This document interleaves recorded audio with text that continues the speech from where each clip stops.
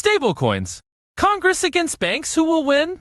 Hey guys, Andrew here from BitsPuls. Today we're talking about that proposed bill, the Lummis-Gillibrand Payment Stablecoin Act. Now, when this bill dropped, it raised all sorts of eyebrows and got people speculating like crazy. But here's the real kicker. The big question that everyone's been asking. Will Congress attach this bill to a must-passes piece of legislation, like the reauthorization of the Federal Aviation Administration? If they don't, it's unlikely that we'll see any stablecoin bill passed by this Congress. Now, let's get one thing straight. Nobody seems to be head over heels in love with this bill. Some critics are even downright hating on it. Robert Kuttner from the American Prospect thinks that Senator Chuck Schumer is basically carrying water for the cryptocurrency industry. And Hillary Allen, a law professor at American University, complains that the bill provides a way for big tech platforms to basically become unregulated banks with implicit guarantees of access to the Fed discount window and FDIC insurance. Okay, so even if Congress is unlikely to pass a stablecoin bill this year, there's this weird claim going around that this new bill, or even the efforts in the House, are some kind of huge victory for the crypto industry. That's a bit strange. If anything, what's taking shape looks like it's going to check off the Biden administration's wish list for stablecoins. And guess what? That's a big win for the banking industry. Why? Because it keeps competition in the payment space at bay. But that's exactly the kind of win that comes at a cost to the rest of us. My buddies Jack Soloway and Jennifer Schultz from CoinDesk pointed out that the bill's approach makes it super hard for anyone other than a depository institution to issue stablecoins. Even worse, it basically ensures that the Fed will have the power to decide which banks get to issue stablecoins. So, this bill isn't even going to increase competition among banks. Congress could do a lot better for American consumers by starting over and ditching the Biden administration's approach to regulating stablecoins.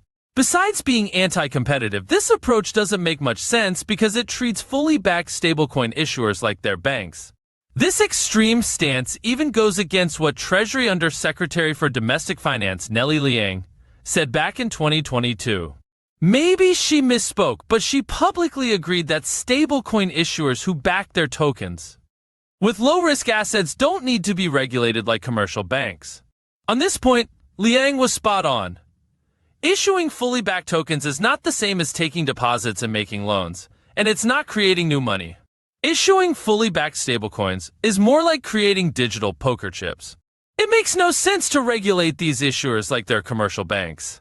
Even under the current legal definition of a bank, it's a stretch to say that firms are in the business of banking if they're just issuing fully backed stablecoins.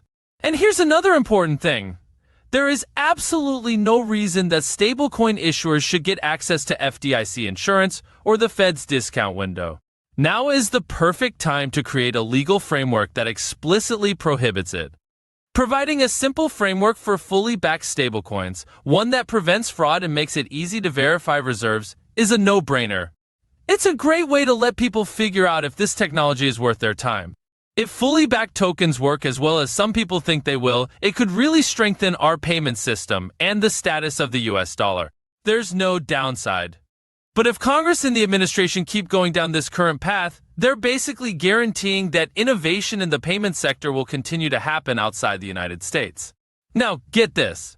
While the Fed usually plays nice and leaves it to Congress to decide what its role should be, it's been diving headfirst into the stablecoin regulation issue. In June 2023, Fed Chair Jerome Powell told Congress that the Fed does see payment stablecoins as a form of money, and that leaving the Fed with a weak regulatory role in stablecoins and allowing a lot of private money creation at the state level would be a mistake. It's hard to blame Powell or anyone at the Fed for looking out for their own interests. But Powell's comments were way off the mark when it comes to the money creation issue.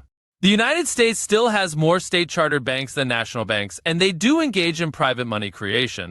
But again, issuing fully backed stablecoins, tokens that represent existing money, is not private money creation. Regardless, Congress should ignore the Fed's attempt to grab even more power in regulating the payment sector.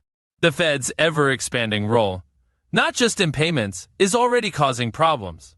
The federal financial regulatory framework, with the Fed at the center, has failed time and time again to keep our financial system stable or protect taxpayers. Instead of doubling down and giving the federal government even more control, Congress should create a clear legal framework that encourages competition in financial markets. The payment sector and stablecoins are a great place to start, but they need to start over and stop going down the current path. Remember, the vast majority of cryptocurrency innovation, and most other advances in U.S. payment technology, has been happening outside the banking sector. Congress is the one who created this problem, and they need to fix it. That's it for today. Don't forget to hit that subscribe button and like the video. Thanks for watching BitsPuls. And remember, stay curious, stay informed, and stay ahead of the curve.